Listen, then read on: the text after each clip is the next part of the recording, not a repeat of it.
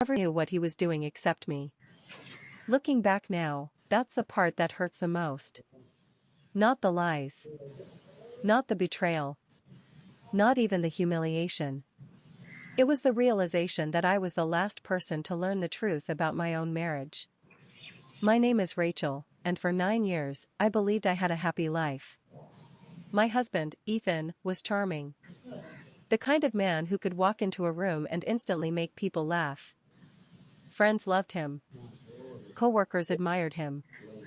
Family members trusted him. And so did I. We weren't rich. We weren't famous. We were just an ordinary couple building an ordinary life together. Or at least that's what I thought. Every morning, we'd drink coffee together before work. Every weekend, we'd visit family or spend time with friends. From the outside, everything looked normal. Perfect, even. But sometimes perfection is just a beautiful cover hiding something ugly underneath. The first strange feeling came during a family barbecue. I remember telling a funny story about Ethan, expecting everyone to laugh. Instead, people exchanged awkward glances. Then someone quickly changed the subject. At the time, I didn't understand why. I simply assumed it was nothing. Months later, the same thing happened again. And again. Whenever I mentioned Ethan, people seemed uncomfortable. Like they knew something I didn't. Like they were carrying a secret. But because I trusted my husband completely, I never questioned it. After all, why would I? The man I loved had never given me a reason not to trust him. Or so I believed. Then little things started adding up. Ethan became protective of his phone.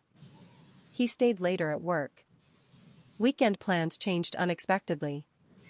Sometimes he'd leave the room to answer calls. When I asked questions, he always had answers ready. Just work. Just stress. Just meetings. And every time, I accepted those explanations. Because that's what people do when they love someone. They choose trust. Even when their instincts whisper warnings. One evening, we attended a friend's birthday party. The moment we arrived, I noticed something strange.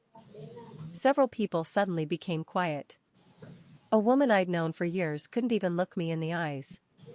At one point, I walked into the kitchen and accidentally overheard someone whispering. "She still doesn't know?" The room instantly went silent when they saw me. I laughed nervously. "Know what?" Nobody answered. They all smiled awkwardly and changed the subject. That night, I drove home with a knot in my stomach. For the first time, doubt entered my mind. But what I didn't know that night was that my entire world was about to collapse. Because the secret everyone else seemed desperate to hide from me was much bigger than I ever imagined.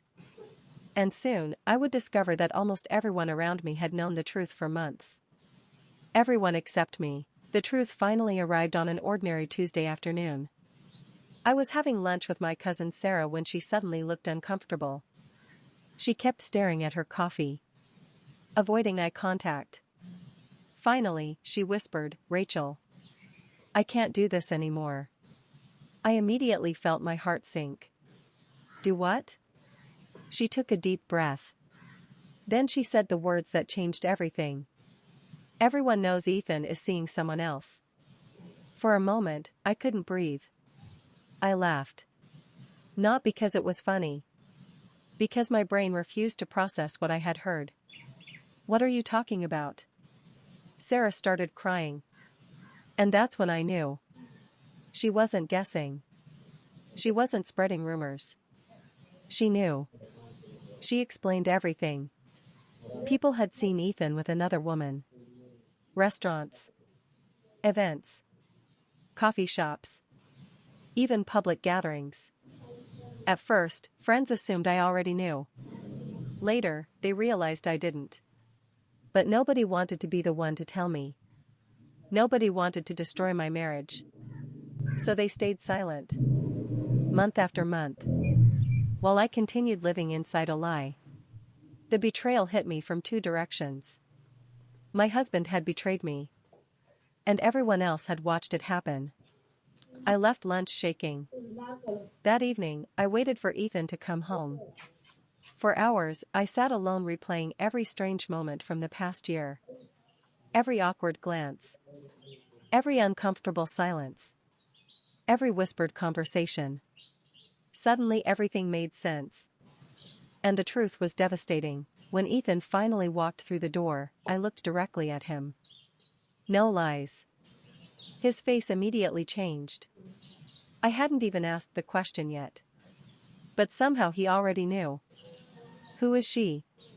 The silence that followed felt endless. Then he sat down. And confessed. There really was another woman. The relationship had lasted almost a year. Almost a year. While I celebrated anniversaries. Planned vacations. Made future plans. He was building a second life. I expected anger.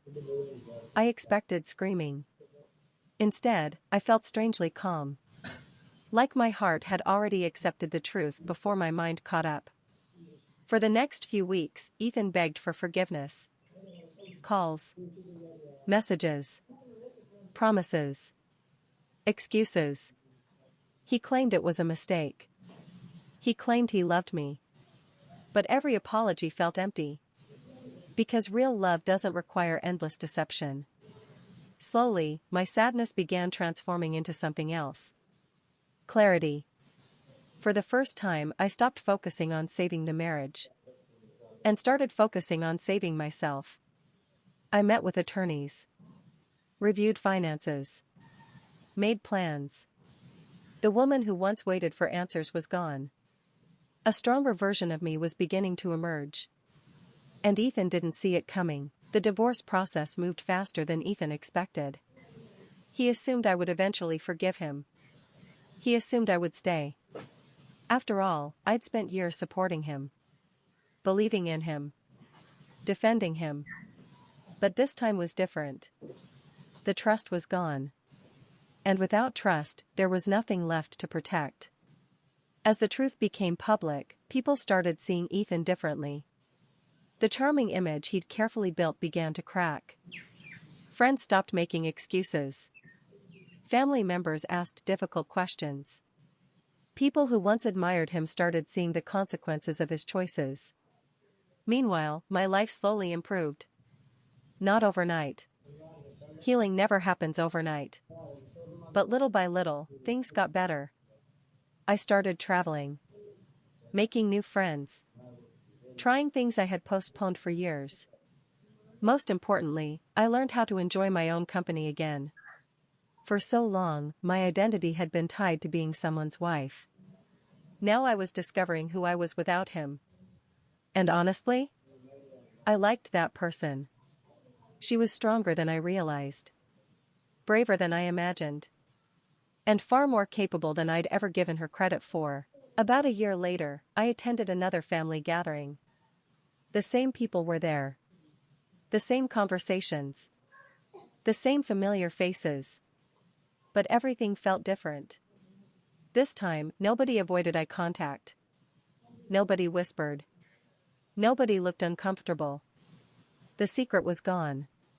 The truth was finally out in the open. And so was I. Free from lies. Free from confusion. Free from the exhausting burden of pretending everything was fine. As I drove home that night, I thought about everything that had happened. And I realized something important. The greatest revenge wasn't making Ethan suffer. It wasn't exposing him. It wasn't proving I was right. The greatest revenge was building a happy life without him. Because while he was busy destroying trust, I was rebuilding myself. And in the end, that made all the difference. If there's one lesson this experience taught me, it's this. Never ignore the quiet voice inside you when something feels wrong. The truth has a way of revealing itself eventually. Sometimes painfully. Sometimes unexpectedly. But always eventually. And when it does, don't let betrayal define your future. Let it reveal your strength.